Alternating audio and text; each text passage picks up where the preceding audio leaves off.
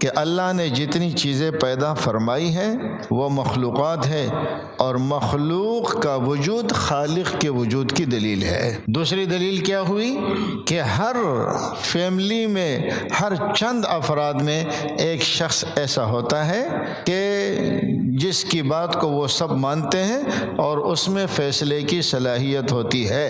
تو ایسے شخص کا وجود عقل کہتی ہے ضروری ہے، تو پوری کائنات کا بھی ایسا مدبر ہونا چاہیے۔ اور ظاہر ہے کہ دنیا میں کوئی یہ دعویٰ نہیں کر سکتا کہ وہ میں ہوں، تو وہ جو بھی ہے اسی کو ہم اللہ کہتے ہیں، چاہے وہ ہماری سمجھ میں آئے یا وہ ہماری سمجھ میں نہ آئے۔ یہ ایک مستقل لیکچر ہے کہ آیا جو چیز تمہاری سمجھ میں نہ آئے اس کا انکار کر دیا جائے؟ انشاءاللہ اس پر بھی گفتگو ہوگی۔ اللہ کی وجود کی تیسری دلیل جو عقلی دلیل ہے وہ یہ ہے کہ اس دنیا میں کتنے لوگ رہتے ہیں، کتنی مخلوقات